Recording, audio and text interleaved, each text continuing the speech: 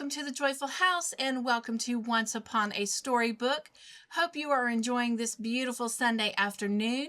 Today we are going to continue our storybook adventure as we go through the Anne of Green Gables series. We are reading from book number 4, Anne of Windy Poplars. Today we'll be reading chapters 13 and 14, which will conclude book number 4. And then next week we will begin book number 5, Anne's House of Dreams. So how exciting to continue going through this Anne of Green Gables adventure. Well, if you are ready for today's reading, I encourage you to sit back, relax, and let's enjoy and see where this adventure takes us.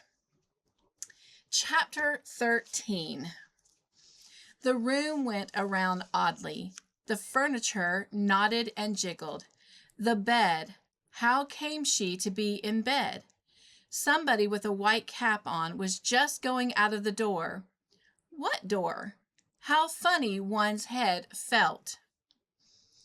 There were voices somewhere, low voices. She could not see who was talking, but somehow she knew it was Miss Shirley and the man. What were they saying? Elizabeth heard sentences here and there, bobbing out of a confusion of murmuring. Are you really? Miss Shirley's voice sounded so excited. Yes, your letter, see for myself, before approaching Mrs. Campbell. Flying Cloud is the summer home of our general manager.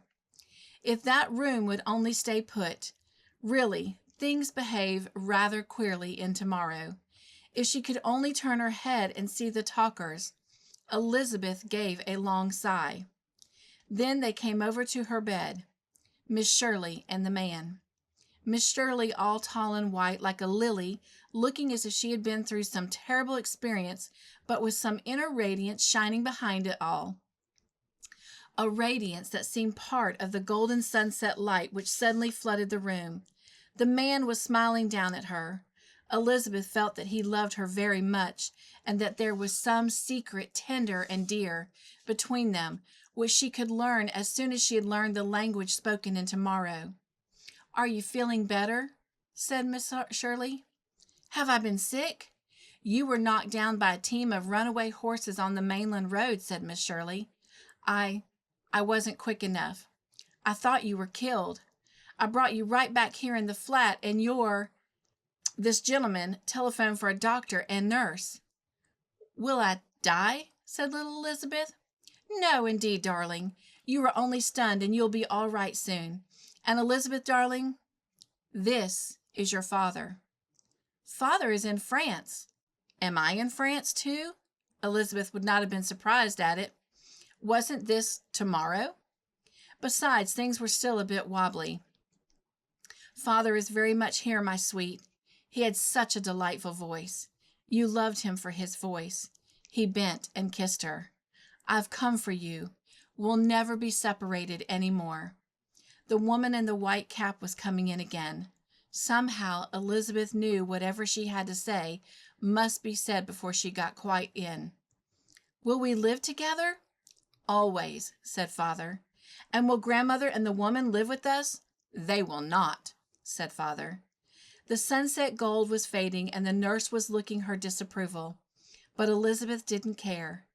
I've found tomorrow, she said, as the nurse looked Father and Miss Shirley out. As the nurse looked Father and Miss Shirley out. I found a treasure I didn't know I possessed, said Father, as the nurse shut the door on him. And I can never thank you enough for that letter, Miss Shirley. And so, wrote Anne to Gilbert that night, little Elizabeth's road of mystery has led on to happiness and the end of her old world. Chapter 14. Windy Poplars, Spooks Lane, for the last time, June 27th. Dearest, I've come to another bend in the road. I've written you a good many letters in this old tower room these past 3 years. I suppose this is the last one I will write you for a long, long time. Because after this there won't be any need of letters. In just a few weeks now, we'll belong to each other forever. We'll be together. Just think of it, being together. Talking, walking, eating, dreaming, planning together, sharing each other's wonderful moments, making a home out of our house of dreams. Our house. Doesn't that sound mystic and wonderful? Gilbert, I've been building dream houses all my life, and now one of them is going to come true. As to whom I really want to share my house of dreams with, well, I'll tell you that at 4 o'clock next year. 3 years sounded endless at the beginning, Gilbert, and now they're gone like a watch in the night. They have been very happy years, except for those first few months with the Pringles. After that, life has seemed to flow by like a pleasant golden river. And my old feud with the Pringles seems like just a dream. They like me now for myself. They've forgotten that they ever hated me. Cora Pringle, one of the Widow Pringle's brood, brought me a bouquet of roses yesterday, and twisted round the stems was a bit of paper bearing the legend, "To the sweetest teacher in the whole world." Fancy that for a Pringle! Jen is broken-hearted because I'm leaving.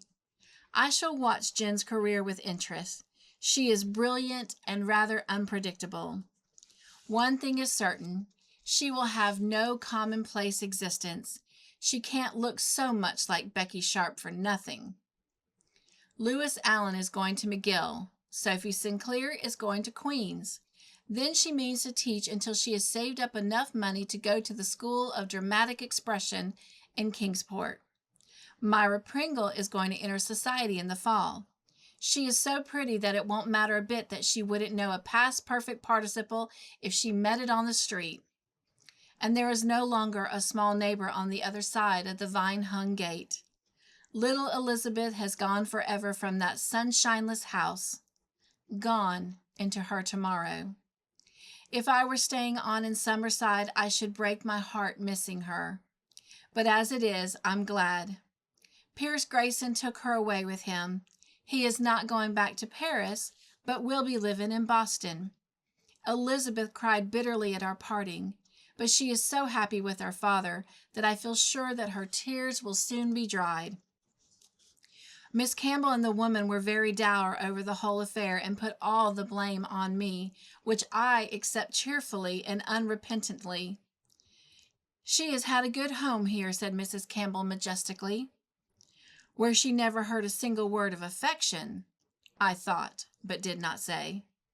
I think I'll be Betty all the time now, darling Miss Shirley, were Elizabeth's last words. Except, she called back, when I'm lonesome for you, then I will be Lizzie.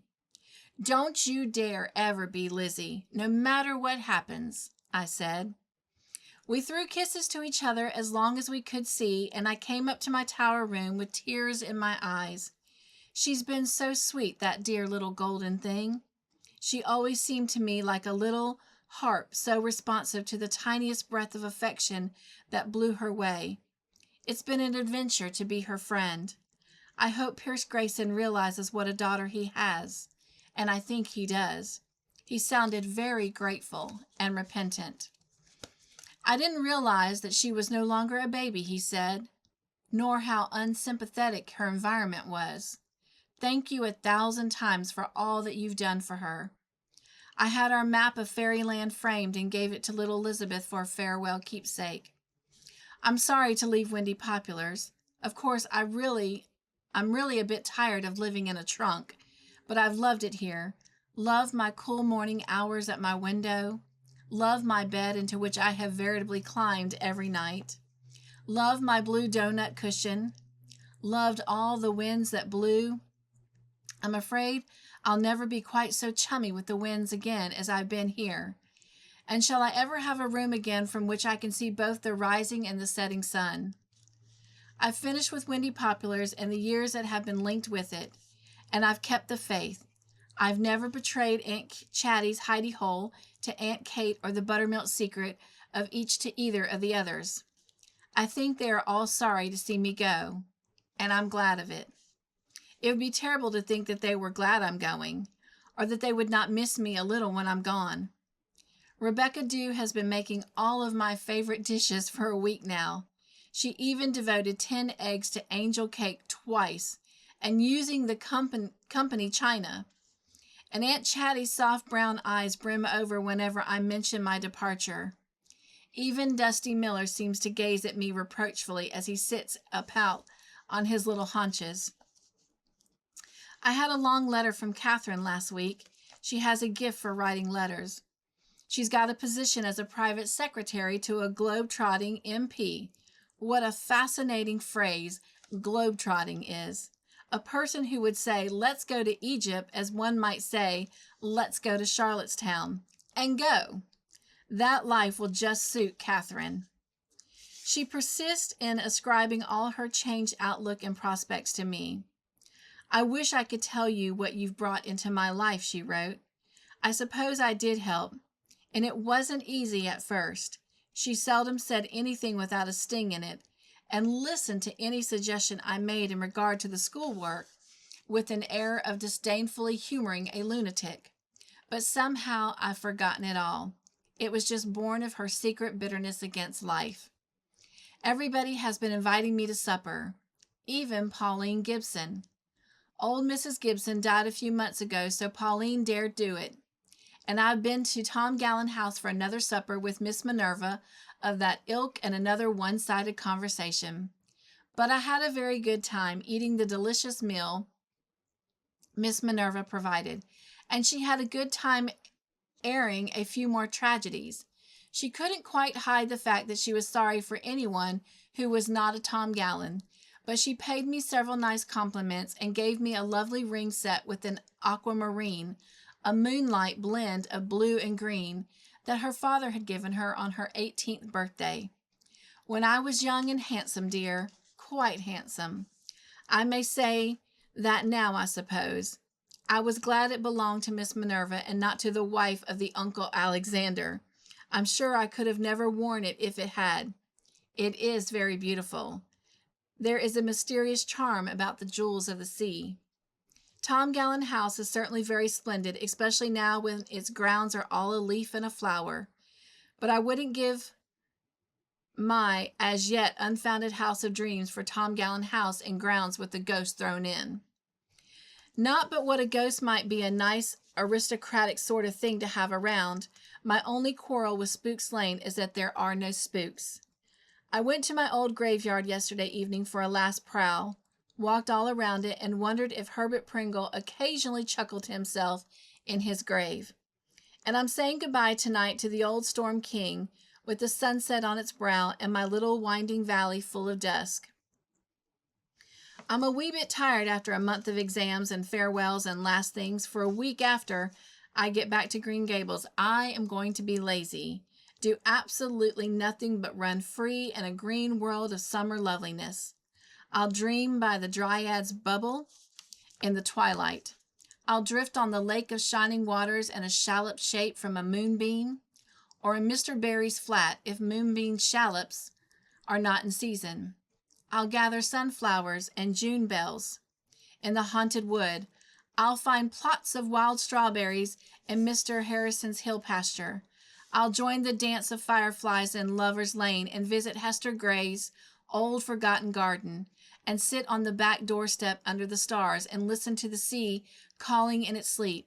And when the week is ended, you will be home, and I won't want anything else. When the time came the next day for Anne to say goodbye to the folks at Windy Poplars, Rebecca Dew was not on hand. Instead, Aunt Kate gravely handed Anne a letter. Dear Miss Shirley, wrote Rebecca Dew, I'm writing this to bid my farewell because I cannot trust myself to say it.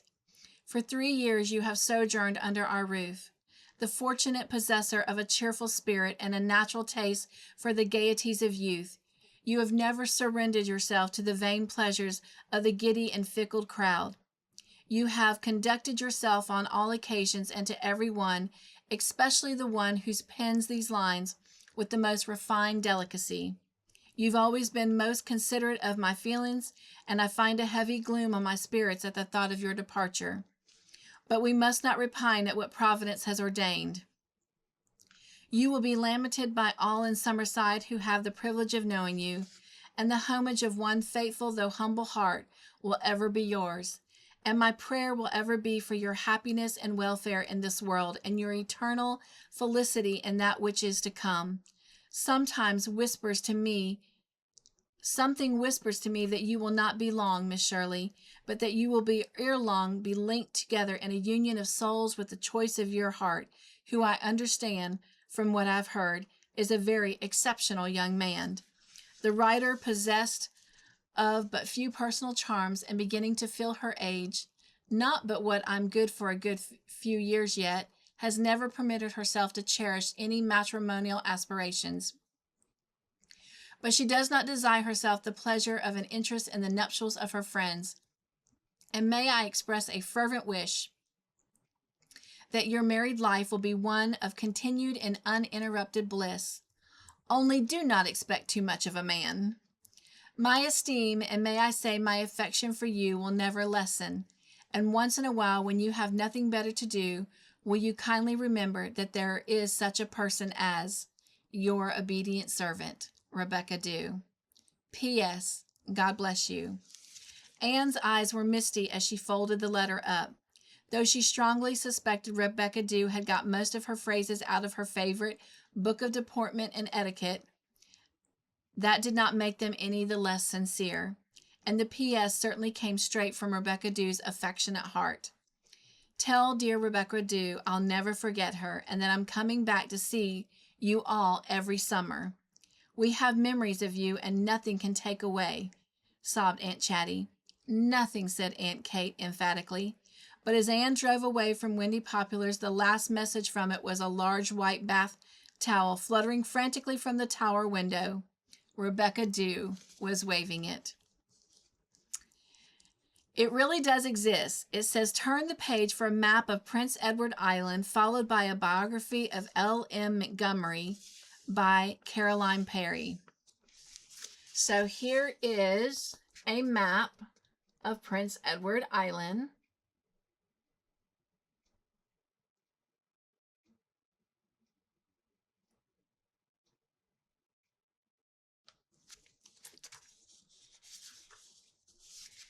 And Ellen Montgomery, a biography by Caroline Perry. I love books. I hope when I grow up to be able to have lots of them, Lucy Maud Montgomery wrote in her journal when she was just 14. This journal entry, made in 1889, is significant to readers today who know that when she grew up, she not only owned and read many books, but she also became the world-famous author L.M. Montgomery. Maud, as she liked to be called by family and friends, wrote 24 books between 1908 and 1939. Her first was Anne of Green Gables, and her other works included 7 more Anne books, the Avonlea series, the Emily trilogy, 2 novels for adults and an autobiography, and the novel The Story Girl. Lucy Maud Montgomery was always writing and reading and was quite a story girl herself, creating more than 500 short stories. She also wrote many poems. One edition of her poetry was published during her lifetime, and today all her poems have been collected in a single volume.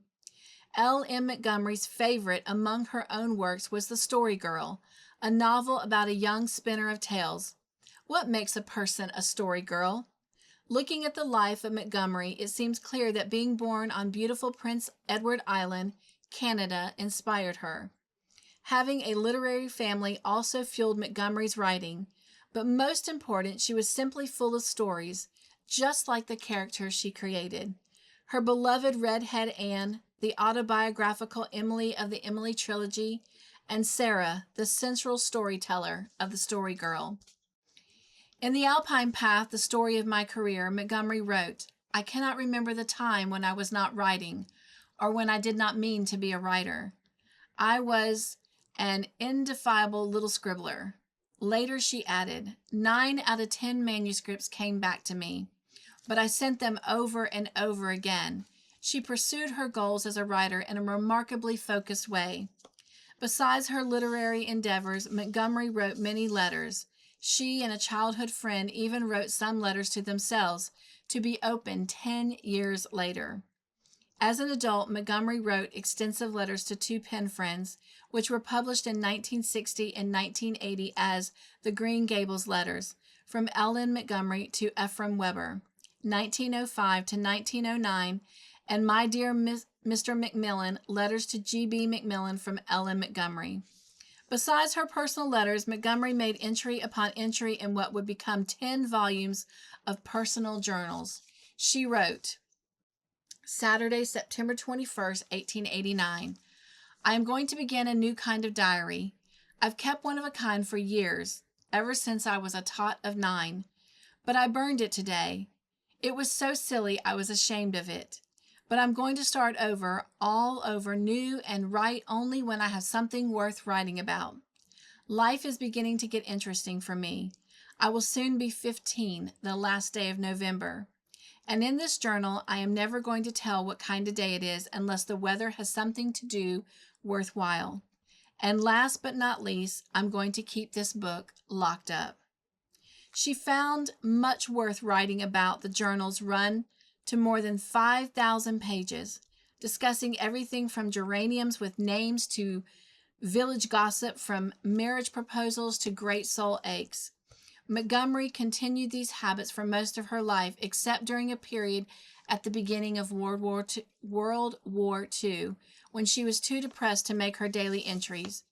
3 volumes of her journals have been published, with other collections still to come. In January 1904, when she was almost 30, Montgomery wrote, Only lonely people keep diaries. For all her rich friendships, Ellen Montgomery was a lonely person.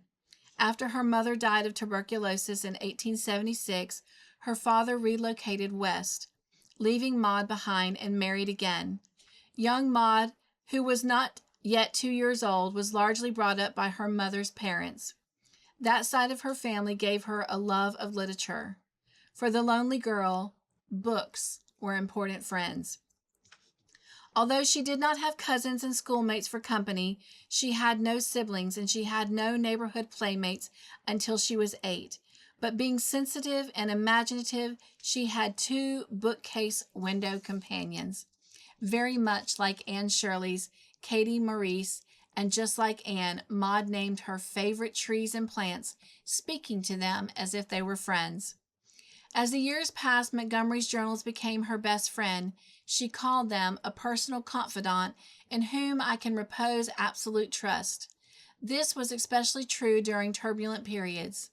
In 1889, she traveled to Alberta to live for a year with her father and his second wife. Maud hated Miss Montgomery, confiding, I cannot call her anything else except before others for father's sake. Maud's love for her father helped her survive her stay, as did being able to record her complaints in her journal. But she also had cause to celebrate in its pages. During that year, the first of her writings was published in the Charlottetown Patriot. She wrote on December 7, 1890, Well, this has really been the proudest day of my life. There, in one of the columns, was my poem. In 1891, Montgomery returned to Prince Edward Island to finish her education, and after a year in college and a stint as a journalist, she began work as a teacher. During that time, her love life became very tangled. While teaching at a school in Lower Baduk, she boarded with Mr. and Mrs. Cornelius Laird. She soon became romantically involved with their son, Herman, and much to her own dismay.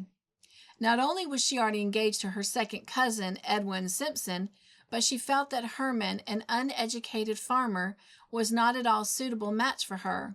She had realized shortly after accepting Edwin Simpson's proposal that she did not love him, but breaking an engagement was a serious affair in her day, and she had not yet been able to end their relationship.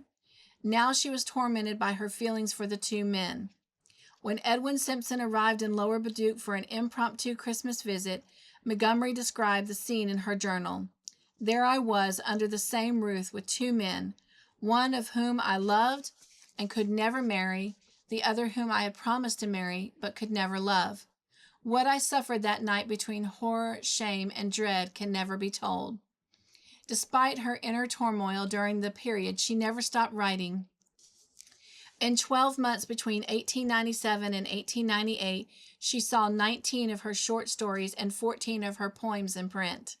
Her involvement with Herman Lear ended when she returned to Prince Edward Island after her grandfather's death in March 1898, and she broke off her engagement to Edwin Simpson a short time later. She remained on Prince Edward Island and became her grandmother's dutiful housekeeper and companion, carrying that heavy responsibility for 9 years. In 1906, she became engaged to a minister named Ewan MacDonald, with the understanding that they would not be married until her obligation to her grandmother was fulfilled. She did not love MacDonald with any passion, but she respected him, and he was a more suitable match for her than any of her previous suitors. During their courtship, she began to write Anne of Green Gables, her first novel. When the book finally found a publisher, it became an almost instant success, selling more than 19,000 copies in 5 months. Surprised and delighted, Montgomery quickly completed a sequel. Little did she know that she would continue writing stories about her spirited heroine, Anne Shirley, until 1939. After her grandmother's death in 1911, Montgomery was finally free to marry Ewan MacDonald. They honeymooned in Great Britain, and then Montgomery accompanied her husband to his church in Ontario. They had 3 sons, one of whom sadly died at birth. From this period on, Montgomery always had 2 major roles to play, that of the internationally known writer and that of the wife, mother, and community figurehead. After juggling her duties and her creative work, she found satisfaction and joy in those years, but also great frustration as she strove to perform both roles successfully. Neighbors grew used to seeing the petite Miss MacDonald, and as they called her, striding down the street to take care of shopping or Sunday school, muttering dialogue for her books as she went. In her lifetime, Montgomery endured many strains: the horror of World War I, her husband's severe depression, and deteriorating relations with her first publisher, but she kept up appearances both as a minister's wife and as an author. Immensely productive both domestically and professionally, she maintained a daily routine of writing stories, poems, and letters, and personally replied to all of her fan mail. She continued to pour out her problems and the agonies of her inner life in her journal. She found the advent of World War II particularly horrible. Finally, her days became so difficult that even her friendly old journal failed her. Sad and bitter, having neither written to her pen friends nor unburdened herself in her journal for months, she died in 1942. After her death, Montgomery's ambition, "No, write a book that will live," was fulfilled many times over, particularly through the Anne books. Anne of Green Gables has sold millions of copies and has been translated into 17 languages. Anne has also taken to the stage and screen, inspiring a musical and a ballet, as well as numerous films and several television miniseries.